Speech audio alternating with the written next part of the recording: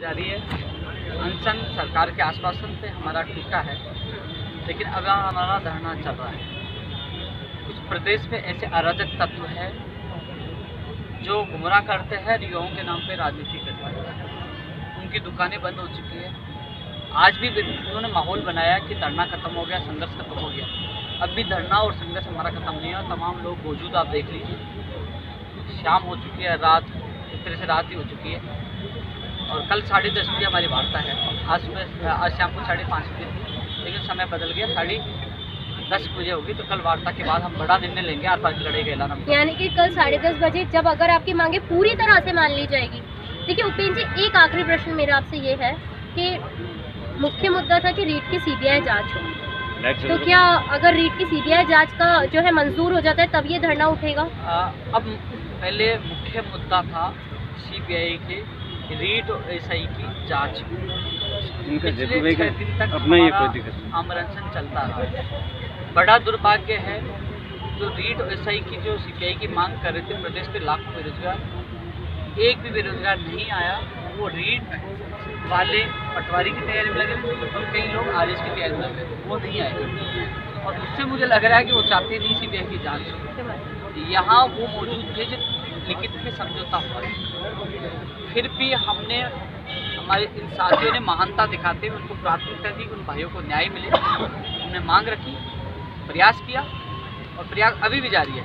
लेकिन अब इन लोगों के संघर्ष को देखते हुए जो ये लोग कंधे से कंधा मिलाकर मेरे साथ खड़े रहे,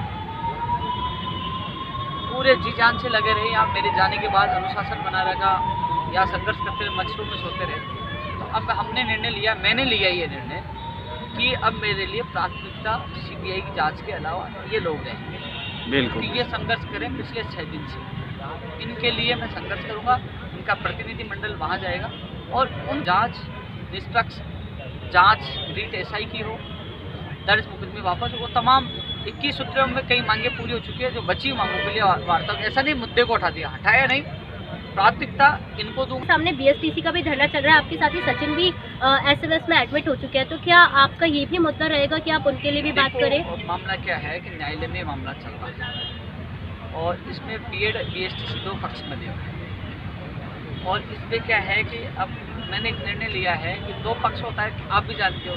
एक का पक्ष लेते दूसरा गाली देता है, मामला न्यायालय में चलता है और न्याय इसका फैसला न्यायालय करेगा।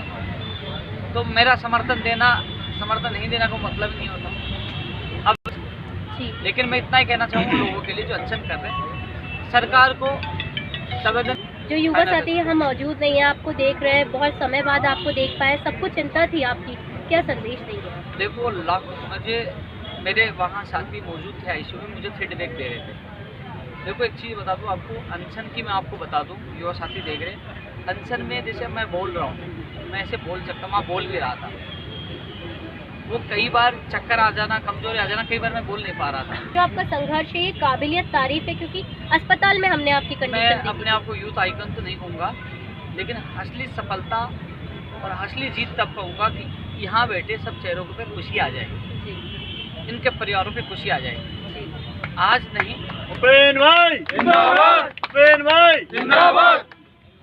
पिछले 9 साल से संघर्ष किया है, कई बार मैंने आमरण किया है और वर्तमान में 150 2 लाख करीब हो गए होंगे जो परिवार संघर्ष के बदौलत नौकरी कर रहे हैं। ऐसे धरना प्रदर्शन आंदोलन खूब किए हैं।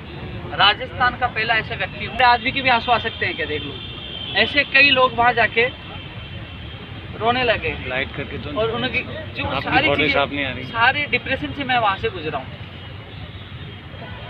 चलो दोबारा फोन आएगा तो उठा लूँगा, उठाने दे। 5 बार कॉल आए हुए हैं, 5 बार। तो उपेंद्र जी, आपकी बातें सुनकर यही लगा कि कोशिश करने वालों की कभी हार नहीं होती। मैं एक चीज़ आपको बता दूं मैडम, मैं कई लोगों के यूट्यूब पे चाह रहा है, शायद मेरे फेसबुक पेज पे भी लाइव है। हाँ। अरे उसको वो नहीं लग रहा क्या? मेरे लग रहा है, मेरे अपील करना चाहूँगा कि युवाओं के नाम पर राजनीति करने वाले बहुत आते हैं। अभी मैं घर पहुँचा तो कोई मेरे पत्रकार दोस्त ने बताया कि सुबह से कुछ लोग आपको ट्रोल करने लगे। मैं कहा क्यों भाई? तो उसने मुझे कुछ स्क्रीनशॉट भेजे।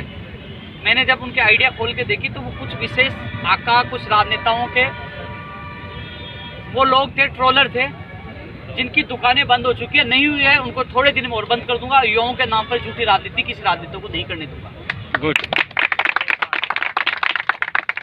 आज ये लोग यहाँ मच्छरों में पड़े हैं, पहले टेंट नहीं लगाने दिया था, आज सड़कों पे सो रहे। आज राजनेता कहाँ है? राजेंद्र राठौड़ जी, दिया कुमारी जी, एक एमएलए ने जो ट्वीट किया, एक मानवता दिखाई, उनके लिए धन्यवाद। इसके अलावा और राजनेता कहाँ चले गए? उनकी मानवता कहाँ मर गई?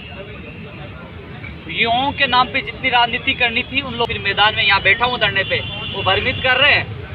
वो लोग इसलिए बैठे थे कि कब उपेंद्र यादव को वो श्रद्धांजलि देने का इंतजार कर रहे थे। न मरूंगा न झुकूंगा और अंतिम सांस तक लड़ूंगा। यहाँ ये सैकड़ों की संख्या में धरना स्थल में लोग बैठे हुए हैं और कल 10:30 बजे वार्ता होगी। वार्ता सफल होगी तो धरना समाप्त होगा, अन्यथा पूरी रणनीति के साथ आर पार की लड़ाई लड़ेंगे। चाहे उत्तर प्रदेश प्रियंका गांधी जी की रैली में जाना पड़े, कहीं भी जाना पड़े, आर पार की लड़ाई लड़ेंगे। हमने 14 तारीख को खुला मोर्चा खोला था सरकार के खिलाफ। शायद 14 से पहले भी आप सरकार को वार्न कर रहे थे कि अगर मांगे नहीं माने। मैडम, वार्न भी किया था, लेकिन इन दिनों में मैं बता रहा हूँ, कुछ लोगों की दुकान बंदी, बौखलाए हुए हैं, बौखलाहट में जहर उगल रहे हैं। और जी बिल्कुल, उनके आंसू मुझे देखने पड़े। वहाँ डॉक्टर का आके कहना कि भैया आपके गुर्दे खराब हो जाएंगे, आपको डायलिसिस पे डालना कर आप चले जाओगे। एक ने तो वो कीटोन चेक किया, बोले ये तो मर गया गया। मैंने कहा भाई ये क्या बोल रहा। फिर पुलिस वाले आए, SHO Modi Doongri, SHO SMS hospital, Surendra Pancholi ji और चौधरी जी आए। SHO जो मोती डूंगरी वाले ने कहे भैया अनशन तो तुड़वाएंगे। 15-16 लोग आए, पूरी तैयारी थी मेरे अनशन तुड़वाने की, लेकिन मैंने ट्वीट किया, मैंने कहा SHO साहब 4.5 लाख ट्विटर पे मेरे फॉलोवर है, 4,24,000 के करीब। मेरे फेसबुक पे लाखों फॉलोवर है, मैंने ट्वीट कर दिया है, मैं आत्महत्या कर लूँगा यदि मुझे ज़बरदस्ती अनशन तुड़वाया था। और मैंने लिखित में दे दिया, डायरी में लिख दिया।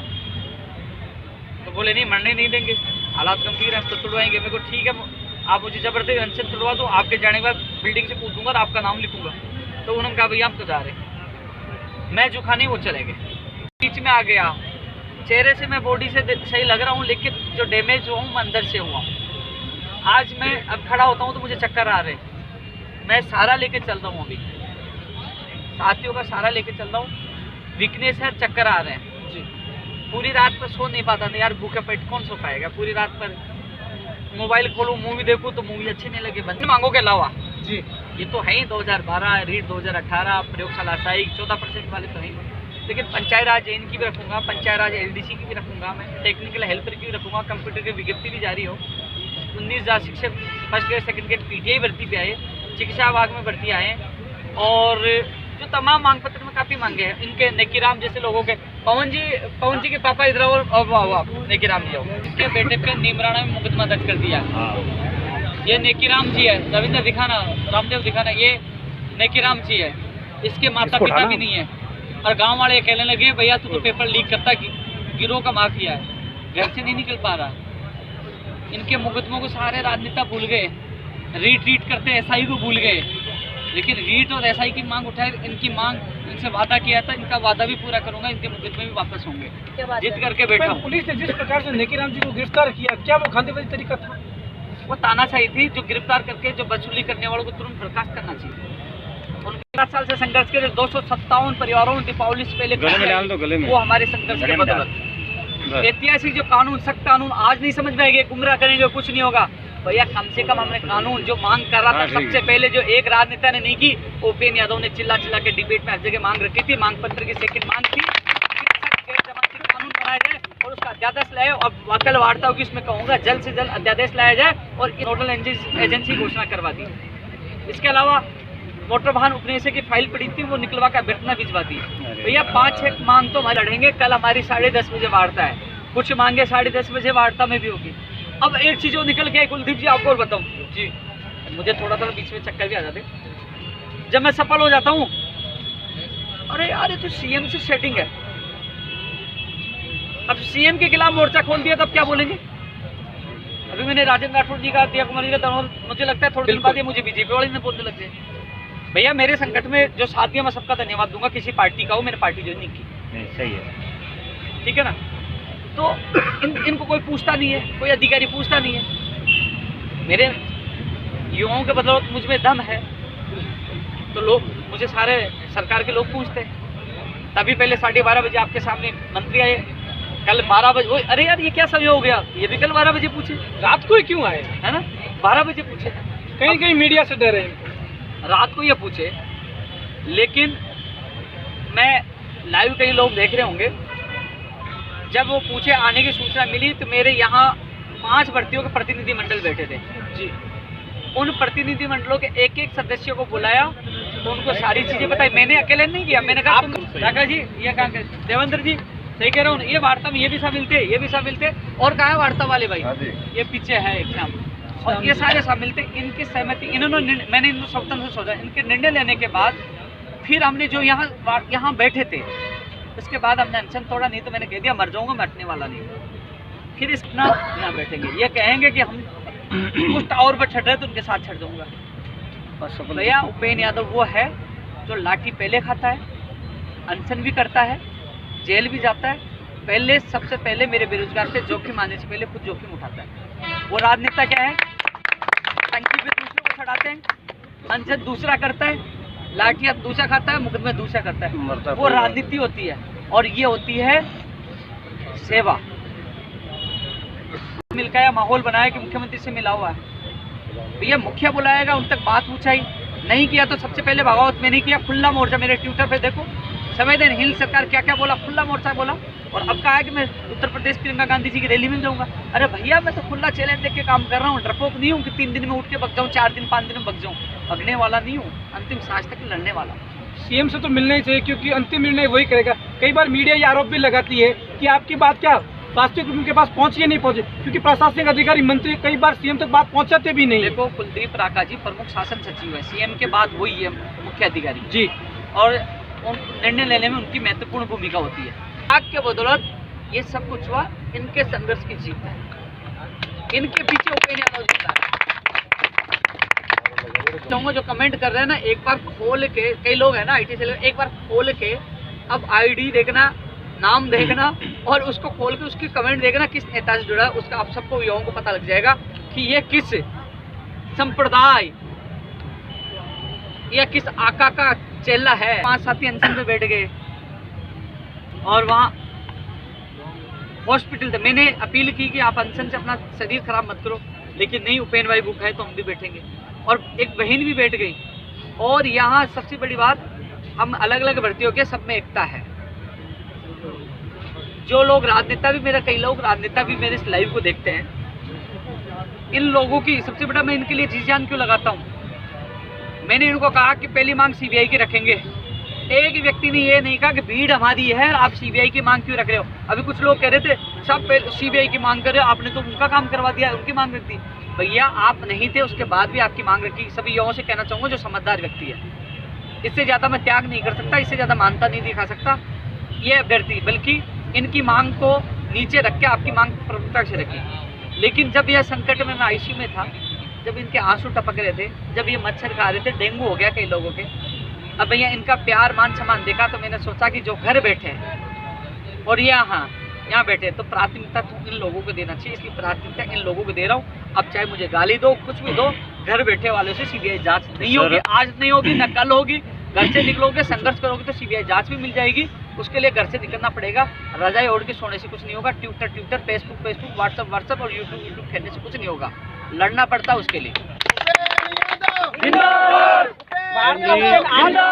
5:30 बजे कल मुझसे फोन पहले भी आए थे, उन्होंने कहा कि माननीय कुलदीप जी, माननीय मुख्यमंत्री जी के कार्यक्रम, उनसे मांगों के लिए संबंधित कुछ भी होगा, वहाँ उनके साथ बिजी थे। और कल 10:30 बजे का टाइम दिया। भाई कभी वार्ता, हमारे काम से मतलब है भैया, हम बैठे हैं, हम जम गए यहाँ पे। बिल्कुल सर, आप संदीप ढाका का बार बार जिक्र कर रहे हो, ये किस भर्ती से, कोई संक्षिप्त विवरण दे दीजिए। यह संदीप ढाका जी को मैं आई लव यू बोलता हूँ। जी बिल्कुल, बहुत बहुत धन्यवाद।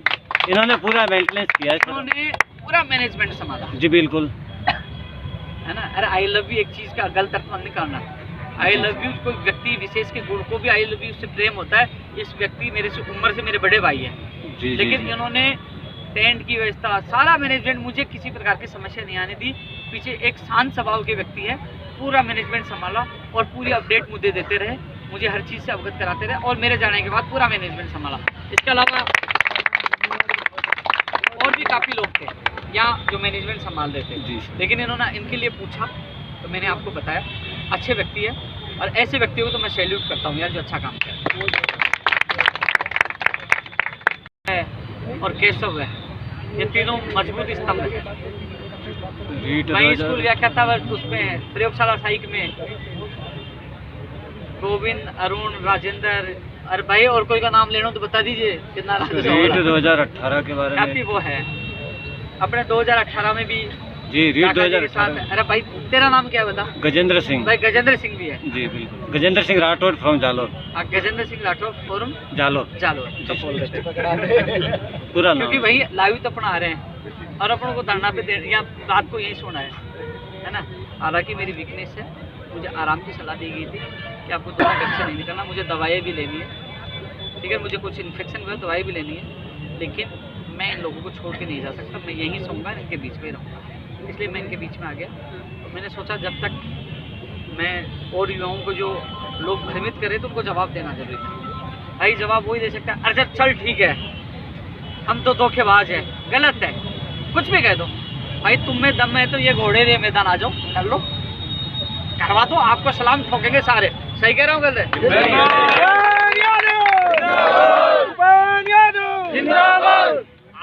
आपको आ जाइए, जिसको मैं खुला चैलेंज दे रहा हूँ, कह रहा मैं काम करा दूंगा, आ जाओ।